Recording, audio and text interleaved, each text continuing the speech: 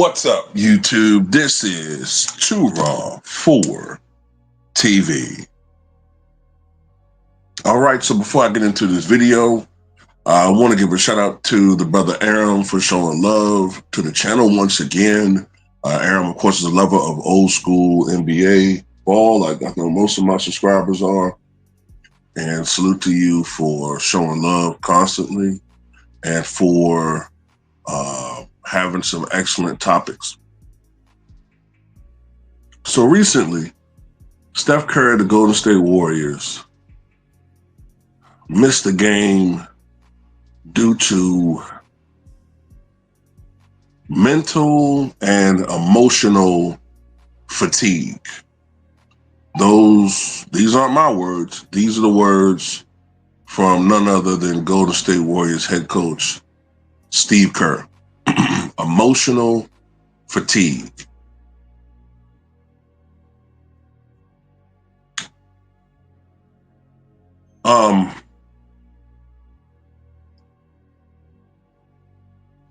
I just can't do it with this generation, man, of players. I can't do it. I know everybody loves Steph Curry. I like him, man, but he's not exempt from this shit either. I see people saying on social media, well, I mean, he's older, he's a veteran, you know, he doesn't miss many games. Well, this is his 10th game missed.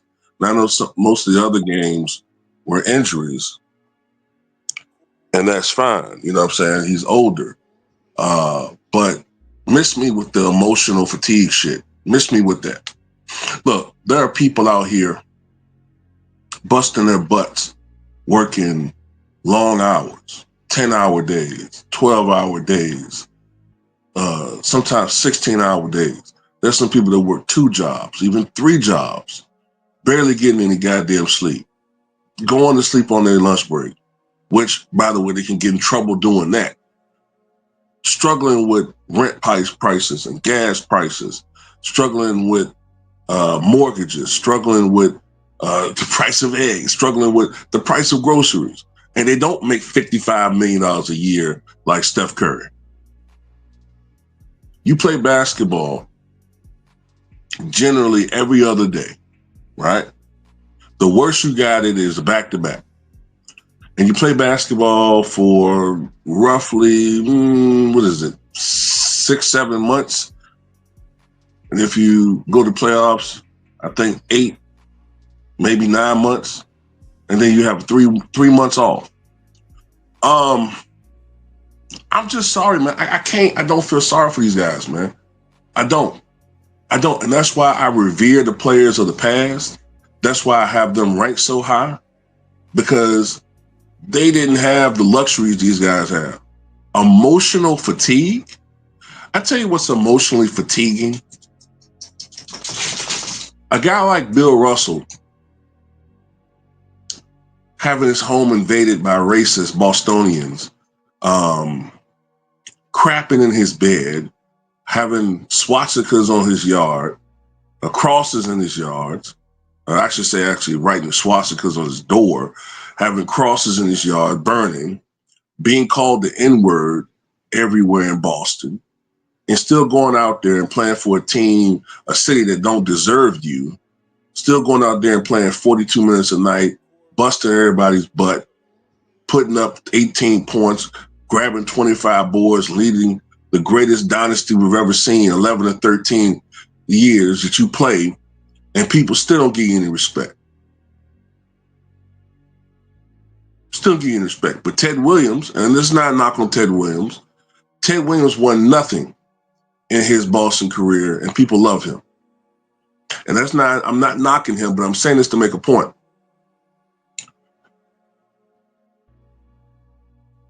Those guys played basketball in a very physical era. They didn't have the luxury of chartered flights. They didn't make millions and millions of dollars. They didn't have generational wealth. Sometimes, you know, some of the lower tier guys literally were playing, exhibition games for $50 a pop, wearing Converse shoes and dealing with, as I said before, virulent, institutionalized racism systemic racism, the likes of which these guys could never even dream of. Hey, let me tell you something. What do you think a brain surgeon or a heart surgeon deals with on a daily basis when it comes to stress? Right? You literally have people's lives in your hands, literally. You can't call in and say, oh, I'm tired, I'm emotionally stressed out, I can't conduct this operation. You gotta take your ass to the hospital and work your shift and do what you went to school for, which is to help save people's lives. I think we over glorify these basketball players too much. Then you have teachers who aren't paid enough. Now, there are a lot of teachers out there that I don't know what in the world they're doing nowadays. I don't know what some of these teachers are doing. It's like, if anything, all they want to do is do the students. They want to be the peers of the kids. I'm not talking about them. I'm talking about the good quality teachers out there that are being wasted on kids that don't want to learn, kids that abuse them, kids that have somehow more rights than adults now, kids that be putting their hands on you, a kid that really, at his core, needs an ass whooping. We need to bring that back. I don't care what nobody said. Then you have all these other public servants out here who are underpaid, overstressed, firefighters, police officers. Yeah, you know what I'm saying? There are some bad ones, but most of them are okay. You know what I'm saying? Public servants that are doing things out here and put themselves at risk. And nobody talks about their emotional fatigue. I don't like this. Now we're missing games because we're emotionally fatigued. Then you wonder why the NBA ratings are dropping the way they drop. How you think these ticket holders feel when they see a marquee game and the player's not playing because he's emotionally fatigued? I'm sorry, but I'm trying not to say this. I'm going to hint at it. Isn't there something more you would expect from the WNBA players? I didn't want to go there, but man, what is wrong with these? These are supposed to be men. And let's just call it what it is. It's low managing. We're seeing it all over the NBA right now. The last month of the season, we're seeing a deluge of players missing games for ostensibly, this injury or that injury, but really they low managing. They don't give a damn about the ticket, the ticket holder. They don't care.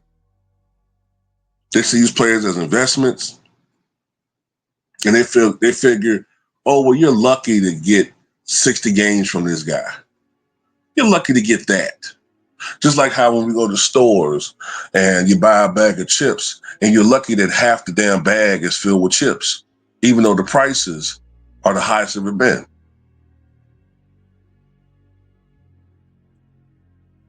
So it's bull. It's bull.